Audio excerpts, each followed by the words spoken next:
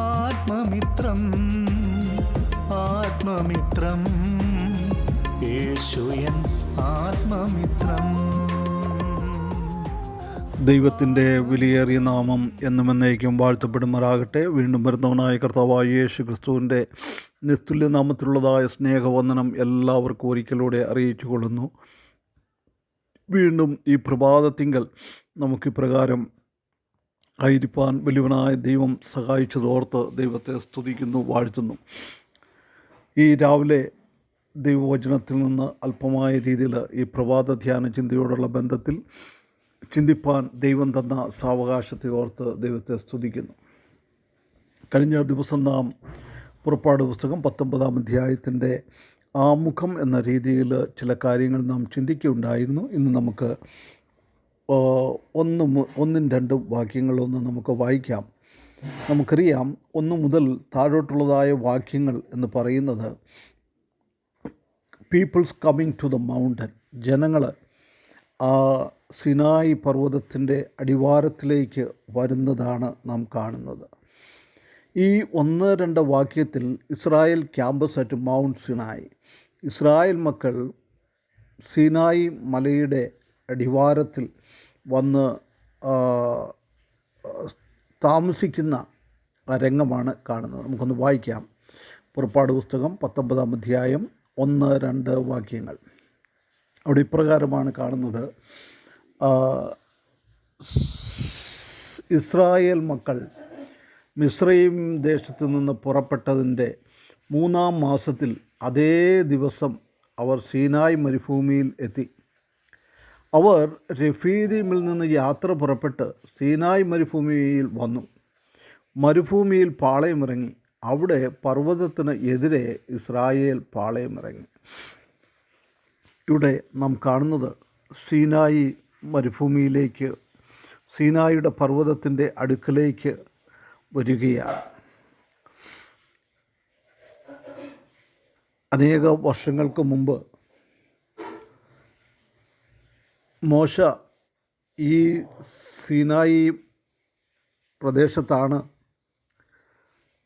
എരിയുന്ന മുൾപ്പടർപ്പിൽ ദൈവം പ്രത്യക്ഷനായത്.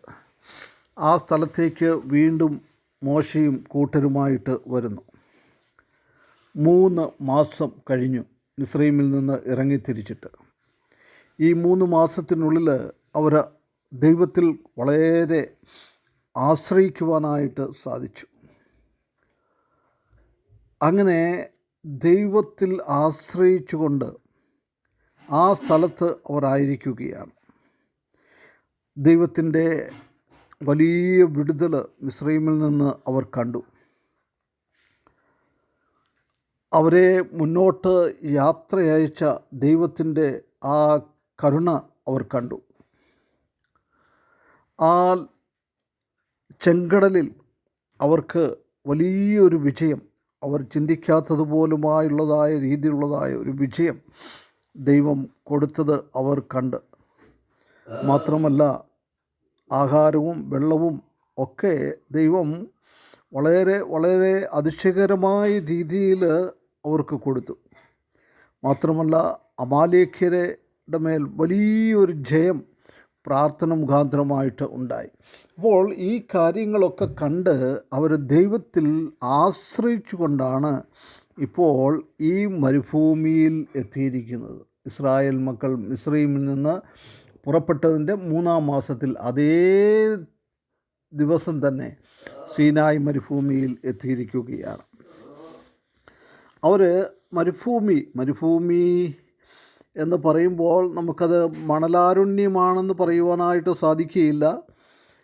ആൾപ്പാർപ്പില്ലാത്തതായ സ്ഥലം എന്ന് വേണമെങ്കിൽ നമുക്ക് പറയുവാനായിട്ട് സാധിക്കും. ഈ ഇസ്രായേൽ മക്കൾ ഇനിയും അനേക നാളുകൾ ഈ സീനായി മരുഭൂമിയിലാണ് വസിക്കുന്നത്. ഇവിടെ മുതൽ നമുക്ക് സംഖ്യാപുസ്തകം 10-ാം വാക്യം വരെ ഏതാണ്ട് 57 അധ്യായങ്ങളിലായിട്ട് ഇസ്രായേൽ മക്കൾ ഈ മൗണ്ട് സിനായിൽ, സിയോൻ പർവ്വതത്തിൽ അവർ പാളയം ഇറങ്ങിയിരിക്കുന്ന ആ അവസ്ഥ കാണുകയാണ്. ദൈവം അനേകം വലിയ കാര്യങ്ങൾ അവർക്ക് ഇവിടെ നിന്ന് കൊടുത്തു. അവർ റെഫീദീമിൽ നിന്ന് യാത്ര പുറപ്പെട്ട് സീനായ് മരുഭൂമിയിൽ വന്നു.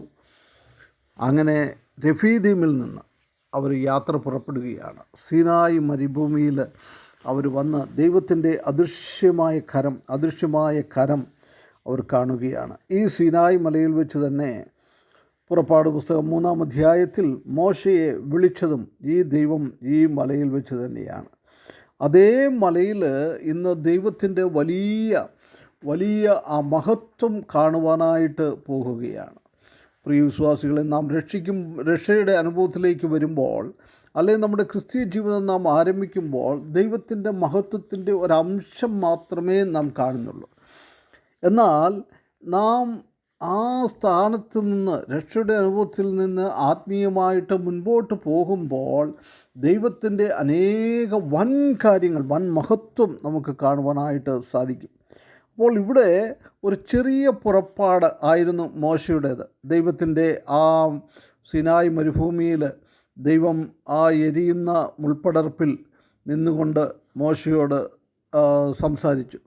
അപ്പോൾ ഇന്ന് ആ മോശയുടെ അടുക്കലേക്ക്, സീനായ് മരുഭൂമിയിലേക്ക് ഇറങ്ങി വന്ന് ദൈവത്തിൻ്റെ മഹത്വം മോശയ്ക്ക് മാത്രമല്ല ഇസ്രായേൽ മക്കളെ മുഴുവനും കാണിക്കുവാൻ തക്കവണ്ണം ഉതകുന്ന രീതിയിൽ അവർ ആയിരിക്കുകയാണ്. പ്രിയ വിശ്വാസികളെ, നാമും ദൈവത്തിൻ്റെ ചെറിയ കാര്യങ്ങൾ നാം ദർശിക്കുവാനായിട്ട് മനസ്സ് വയ്ക്കുമ്പോൾ നിശ്ചയമായും വലിയവനായ ദൈവം വൻ കാര്യങ്ങൾ നമുക്ക് വെളിപ്പെടുത്തി തരും എന്നുള്ളതിന് യാതൊരു സംശയമില്ല. അതുകൊണ്ട് കർത്താവ് പറയുന്നത് അനുസരിച്ച് ജീവിച്ച്, കർത്താവ് കഴിഞ്ഞ കാലങ്ങളിൽ ഇസ്രായേൽ മക്കളെ നടത്തിയത് അവർ ഓർത്ത് മുന്നോട്ട് പോയതുപോലെ നമുക്കും കഴിഞ്ഞ കാലങ്ങളിൽ വലിയവനായ ദൈവം നമ്മെ നടത്തിയ ആ സംഭവങ്ങളെ ഓർത്തുകൊണ്ട്, ദൈവം നടത്തിയ ആ വൻ കൃപകളെ ഓർത്തുകൊണ്ട് നമ്മുടെയും ഈ മരുഭൂമിയിലുള്ളതായ വാസം മുൻപോട്ട് പോകുവാൻ തക്കവണ്ണം വലിയവനായ ദൈവം